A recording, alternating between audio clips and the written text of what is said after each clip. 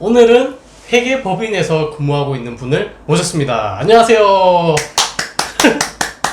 자, 간단하게 자기소개 좀 부탁드려도 될까요? 네. 안녕하세요. 저는 회계법인에서 사무 업무를 보고 있는 회계사무원입니다.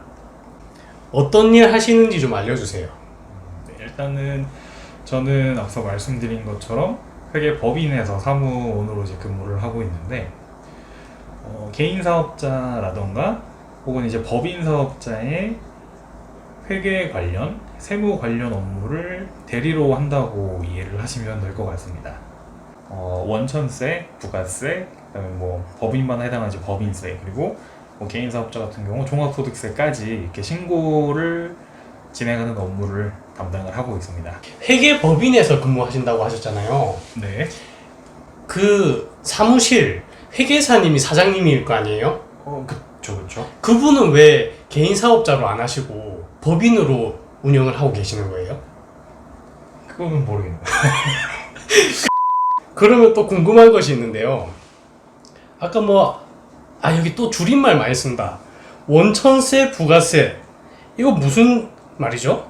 원천세는 말 그대로 이제 원천세예요. 원천 징수에 대한 이제 세금을 신고를 하고 납부를 하는 건데, 네. 이거는 뭐 국세청 홈페이지 들어가셔도 원천세라고 돼 있을 거예요. 아, 그런가요? 그래서 이제 일반적인 회사에서 재무부가 없는, 그러니까 소규모의 회사 같은 경우는, 혹은 격리라고 해서 한 분 정도씩 이제 관리를 해주는 분들이 계시는 경우에는 회계사무소나 이제 세무사무소에 이제 의뢰를 해서 이제 신고를 대신 진행을 하는 거죠.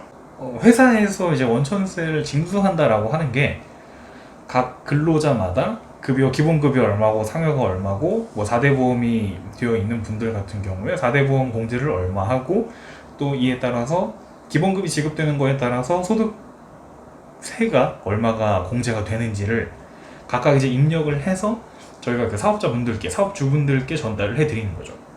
그리고 그 결과를 토대로 저희가 국세청에 이제 신고를 하는 겁니다.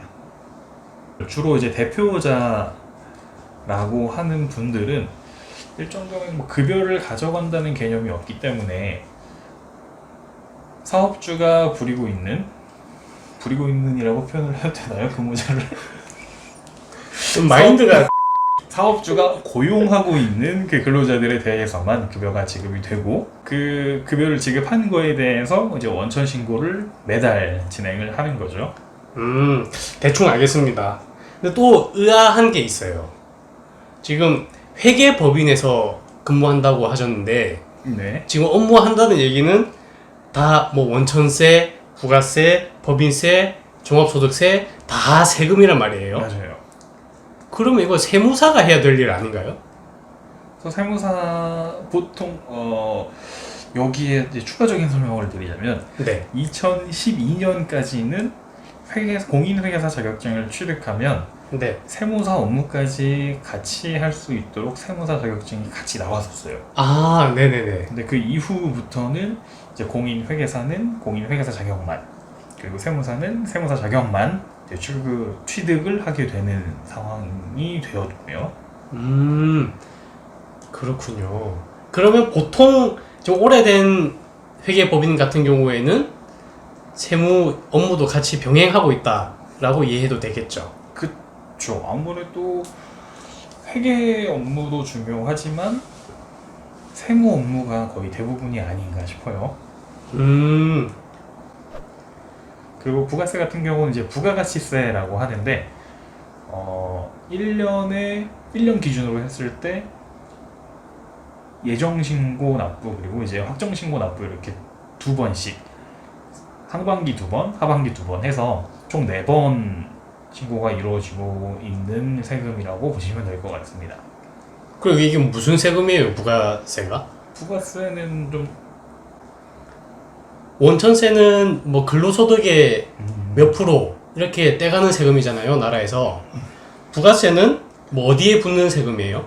부가세는 이제 모든 부분에, 물품 구매하셨을 때 영수증을 보시면 아마 부가세 항목으로 금액이 조금씩, 그러니까 한 10%씩 붙어있는 내용들을 다 확인하실 수가 있을 거예요. 근데 사업자 같은 경우에는 물건을 팔거나 구매했을 때 각각 이제 부가세가 포함된 금액으로 거래를 하다 보니까 매출 금액이 많을 경우에는 이제 세금을 좀 납부를 하게 되는 경향이 있고, 매출은 적고 매입이 조금 많은 경우에는 그 매입한 거에 대해서 매입세액을 환급받는 경우라고 이제 이해를 하시면 됩니다. 환급을 왜 받죠? 부가세가 왜냐하면 최종 소비자가 부가세를 납부를 해야 되는데 그 전에 사업자가 사업용으로 비용 처리한 부분, 그것은 부가세를 중복 납부하면 안 되기 때문에 다시 환급을 해준다. 이렇게 봐도 될까요? 일단은 저보다 많이 알고 계시는 것 같긴 해요. 그러면 법인세는 뭐예요? 법인세 같은 경우는 이제 앞서 말씀드렸던 것처럼 개인 사업자와 법인 사업자가 있는데, 법인 사업자가 1년 동안 매출한 것에 대해서 이것저것 비용을 다 제외하고 최종적으로 내가 벌어들인 수익에 대해서 세금을 납부를 하는 게 법인세라고 간단하게 이해를 하시면 됩니다. 아, 그러면 반대로 종합소득세 같은 경우는 개인 사업자가 내는 같은 성격의 세금이라고 보면 될까요? 그쵸. 굉장히 유사한 성격이긴 하죠. 자, 그러면 이 세금들을 가지고 본인이 업무 처리를 어떻게 하는지 좀 궁금하거든요. 네. 일단 원천세를 기준으로 이제 설명을 드리자면은, 저는 이제 회계 프로그램 중에 더존이라는 프로그램을 쓰고 있고요. 더존 스마트라는 프로그램을 쓰면서 이제 원천 신고하기에 앞서서 그 사업주에게 해당 월의 급여를 누구한테 얼마씩 지급을 했는지, 그리고 그 지급한 급여의 성격이 근로소득인지 사업소득인지 기타 소득인지 이렇게 간단히 크게 한 3가지 정도로 나누어서 이제 항목별로 각각 입력을 해서 그 신고 자료를 먼저 만들어 놓고 사업주분께 확인을 받습니다.